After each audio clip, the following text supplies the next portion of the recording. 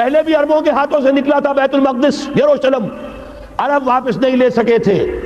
کرد خون صلاح الدین ایوبی اس نے واپس لیا، عربوں میں دم نہیں رہا تھا، عیاشیوں کی وجہ سے کھوکھلے ہو چکے تھے۔ میں تجھ کو بتاتا ہوں تقدیر امم کیا ہے، شمشیر و سنا اول، طاؤس و رباب آخر۔ یہی وجہ ہے کہ تقریباً 20 صدی کے بعد ان کی حکومت ختم۔ آشمارا حق بود در خون بارت برزمی بر زوال ملک مستعصم امیر المومنین۔ یہ ہوا کہ نہیں ہوا؟ جبکہ آئے ہیں تاتاری ہورس، اور جنہوں نے کہ آخری خلیفہ بنو عباس اسے محل میں سے نکالا، ایک کھال کے اندر لپیٹ کر اور اپنے گھوڑوں کے سونوں تلے کچل دیا۔ عرب معزول کر دیے گئے تھے، لیکن اب دوبارہ عربوں کو جب سہارا ملا ہے، لیکن اب بھی انہوں نے کہیں اسلام قائم نہیں کیا۔ کوئی روس کا غلام رہا، کوئی امریکہ کا غلام رہا، کسی نے اس کا ساتھ دیا، کسی نے اس کا ساتھ دیا۔ تہذیب ہے تو مغربی، تمدن ہے تو مغربی، وضع میں تم ہو نصارہ تو تمدن میں ہنود۔ یہ مسلمان ہیں جنہیں دیکھ کے شرمائے یہود۔ یہی معاملہ جب ان کا ہوا تو اب اللہ تعالیٰ کی طرف سے ان کے اوپر وہ عذاب کی بھٹی گرم ہونے والی ہے۔ لیکن اس کے بعد پھر یہاں سے جائیں گے وہ جو ان کی مدد کریں گے، اور یہ ایلیا کو واپس لینے والے یہ مشرق سے چلنے والے لشکر ہوں گے۔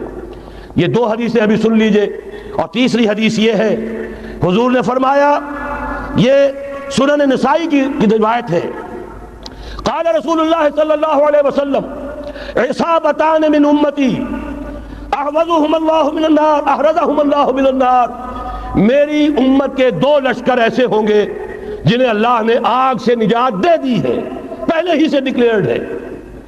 عصابت تغزو الہند، ایک لشکر کے جو ہند پر حملہ آور ہوگا، وعصابت تکون مع عیسیٰ ابن مریم علیہ السلام، اور دوسرا لشکر وہ ہے جو حضرت عیسیٰ کے ساتھ جا کر اور ان کے ساتھ مل کر یہودیوں کے خلاف جنگ کرے گا۔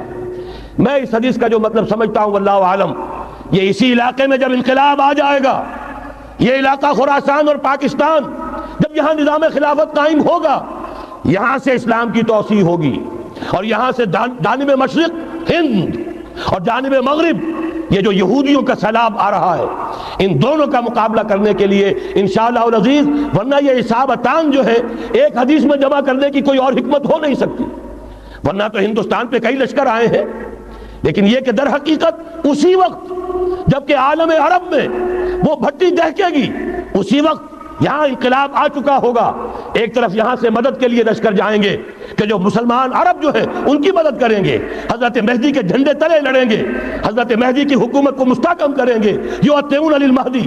دوسری طرف وہ ہندوستان کی طرف پیش قدمی کریں گے، اور یہیں سے جیسے اس وقت سیلاب نکلا تھا جزیرہ نما عرب سے، ایک داہنی طرف ایک بائیں طرف، ایران، افغانستان، ترکستان، ادھر مصر، لیبیا، الجزائر، مراکش، موریتانیہ، اسی طریقے سے انشاءاللہ اسی علاقے سے اس کا آغاز ہوگا، اور بات